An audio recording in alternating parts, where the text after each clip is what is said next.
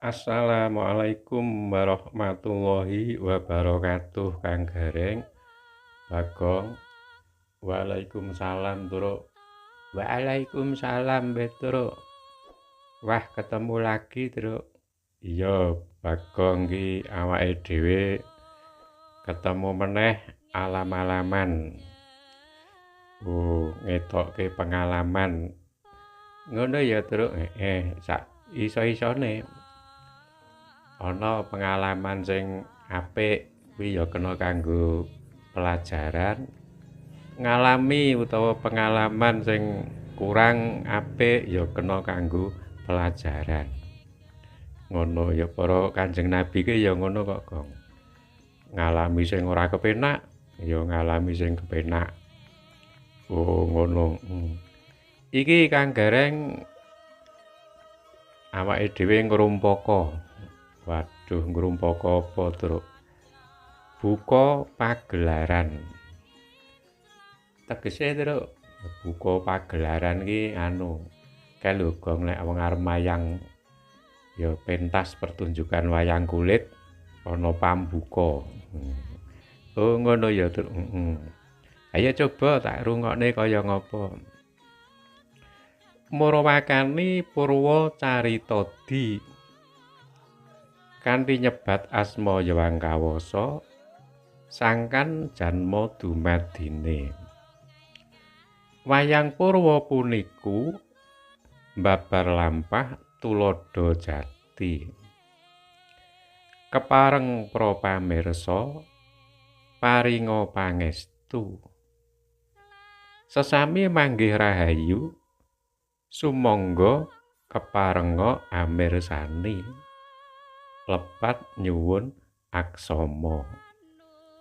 Lha kuwi kok kaya dandang gula ta, Truk? Oh iya ya, Gong. Ya kuwi dandang gula kuwi. Aku ki arep nembang dandang gula ki mbiyen ki ora ngerti rumuse, Truk. Lah iya, ayo coba kita tembangke sik ora ketang sithik, Truk. Ayo. Murawakani Purwa Caritadi kanthi nyebat asma Yawangkawasa sangkan janma dumadine.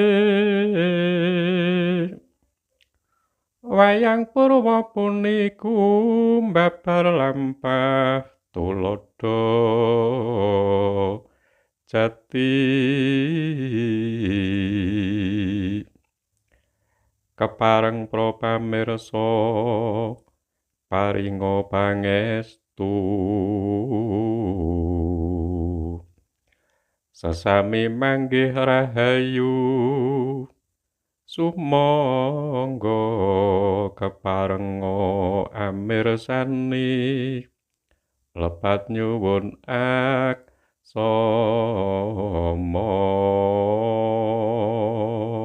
Lho, Gong.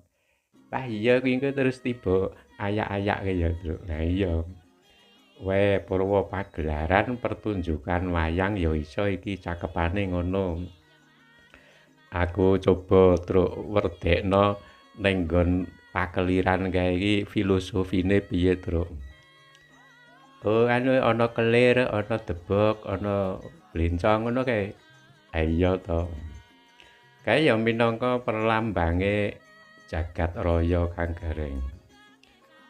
Kae ana kelir kae pesemone kaya dene antariksa utawa udara, langit. Isine maneka warna langit ki ana isine mendung, ana isine uap air. Ya Truk ana isine mega kae. Kala mangsa ya ana manuk. Oh iya ya, Truk. Nah iya, manuk sing do mabur kae. Isine lintang-lintang, benda-benda langit sing maneka werna jenise. Ana sing matahari, ana sing planet, ana sing komet, ana sing meteor, meteorit, ana galaksi. Wah, pokoke iki isine iki werna-werna jenise. Kae pesemone kelir. Mula putih ya, Truk. Lah iya, putih lak pesemon langit. Oh ngono ya, Truk. Terus ana debok kae pesemone kaya bumi utawa pelemahan.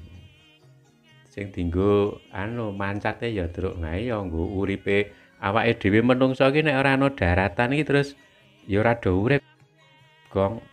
Wah iya ya, mula saka keparenge Gusti Allah diparingi daratan iki supaya iso napak lemah mlaku. Wong biyen iki anu kok daratan iki urung eneng, Gong. Dadi laut kabeh, Truk. Heeh. Terus saka keparenge Gusti Allah terus di laute iki dipisah ngono terus daratane jedul ngono. Oh iya ya, Gong.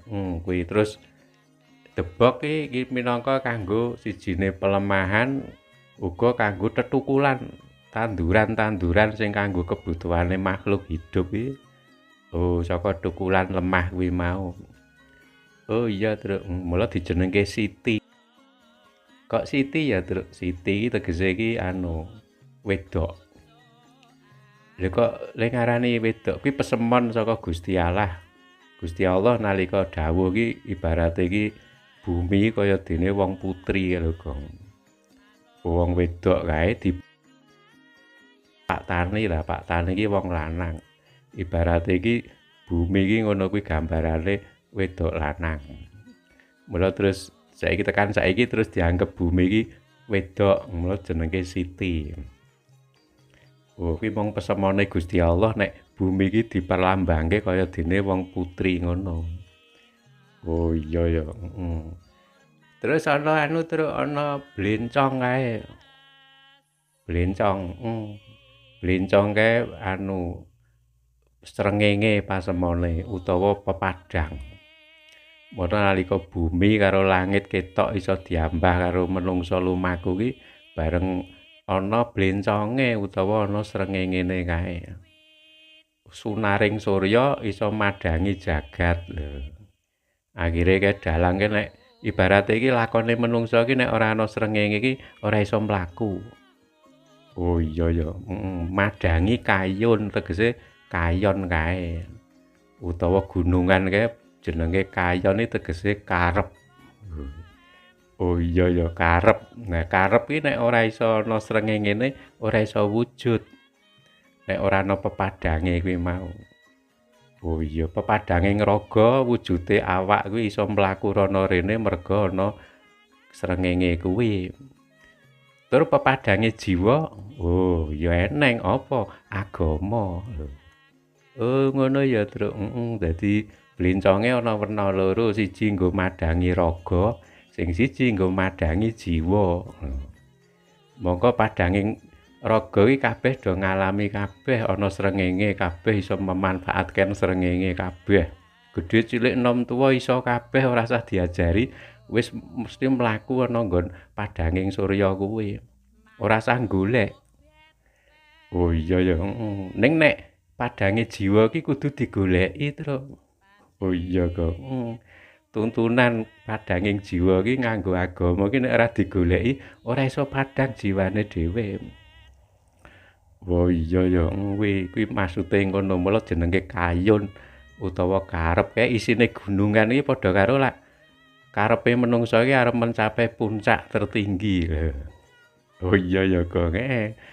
Oh ngono. Tegese ya kondur ana Bali ana ngarsane Gusti sing Maha Kuwasa iki lak karepe iki intine lak kuwi supaya iso bali ning kampung halamane swarga kono. Dadi karep sing paling tinggi iki tujuane kono, Truk. Dadi nek awake dhewe duwe karep kok akhire ora tiba ning nggon swarga iki berarti Oh iya ya, kadang awake dhewe ning donya iki ora ngerti nek tujuane iki ning kono. Mula dalane supaya iso tumuju ning nggon swarga, padanging agama kuwi minangka sarana tumuju ning nggon swarga kuwi.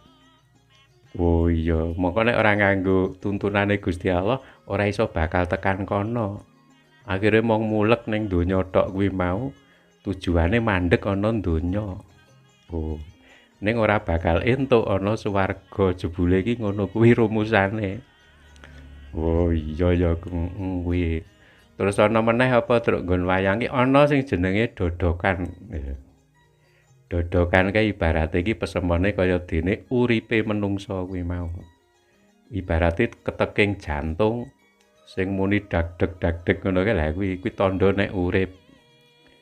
Oh, mula nalika arep malani kehidupan kae lak dalang ki mesti ndodok kotak kae tandha nek jantunge urip. Oh iya, ngono ya. Wis. Lah iya, karo keprak iki minangka tandha. Weh iya ya. Oh ngono ya. Tegese iki apa, Gong? Lah tegese iki dodokan kotak ngono kae iki kae minangka rem. Ibarate jebule ning donya iki kudu duwe rem, Truk. Iki wayahe mandeg, wayahe mlaku ngono kuwi. Oh iya ya, Truk. Nah iya. Oh iya ya. Lah iya terus ana jenenge apa? Lakon. Lakon ning kono ana lakon sing apik karo lakon sing ora apik. Oh ngono ya. Lah kuwi terus lah ning donya iki pilih lakon sing apa? Ha jebule iki didhawuhi golek lakon sing apik. Oh ibarate ana sing apik karo ora apik iki jebule kon mlaku nggon sing apik kuwi. Oh ngono ya, Truk. Jane simpel ya, Truk. Ayo simpel nek ora ngerti apa jenenge geng kuwi dienggo pedoman ki ya ora iso mlaku nyatane iki awake dhewe iki malah kadang mlaku dalan sing kleru Wah iya ya, lah merga pedomane ra mudeng kok. Oh iya ya, mongko pedomane iki pirang-pirang. Akeh banget pedomane iki jane iki nek diitung wah ora kena diitung, Truk. Lah coba umpamane ke sunahe Kanjeng Nabi ke pedoman kabeh lho. Aturan yang baik nek basa Jawa niki tata krama iki termasuk tatanan yang baik. Monggo tatanan yang baik iki nek ora hadis Nabi iki ora bakal dijenengke tatanan yang baik. Monggo awake dhewe ora tau maca. Ha iya. Oh iya ya, Gong. Monggo tuntunan sing apik iki cacahe akeh. Aturan-aturan sing apik sing kuwi aturan saka Gusti Allah iki lak wis apik kabeh kuwi. Kok ning nggon hadis Nabi iki komplit ning kono kuwi mau. Wah iya ya, mula iki awake dhewe iki jane ning donya iki mbok menawa ya akeh sing kurang melu tuntunan sing bener sing apik kuwi mau isih kurang akeh. Kok ora ngerti pedomane kuwi mau dikirane apik jebule ora. Ya diarani ora apik jebule kuwi sing bener lagi nek ora sinau lak ora ngerti pedomane to, Kok. Lah iya ya, Truk. Wah iya ya, Truk. Nah iya mula iki kerep srawung karo Ndara Pandhawa iki engko akeh entuk ilmune diparingi pelajaran. Lah iya wong awake dhewe iki ponokawan ya, Truk. Nah iya. Pono iki ngerti, kawan iki kanca. Dadi nek nalika Ndara ke diparingi wulangan iki awake dhewe mesti ya gandeng kancane ya dikandhani to, Truk. Iso ndadekke awake dhewe melu cedhak ana Gusti Allah. Awake dhewe dikanca umpamane kok awor karo para Kurawa sing ora ndadekke cedhak karo Gusti Allah lho.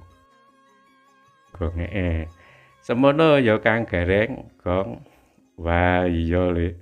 Iki dandang gula Purwa buka pagelaran. Wayang kulit ya, Truk. Nah iya wayang kulit kae minangka sarana kanggo dakwah ke ya efektif ngono kanggo dakwah tuntunane Gusti Allah ke sangat efektif terus efisien. Oh ngono mergo iso nglumpukke gampang kok wong akeh dikelumpukke dadi siji gampang ya, Truk. Nek pengajian urung karuan nek do mangkat. Lah iya ya. Iki mau Kang Gareng semono ya, Kang. Wah iya, Truk. Wassalamualaikum warahmatullahi wabarakatuh.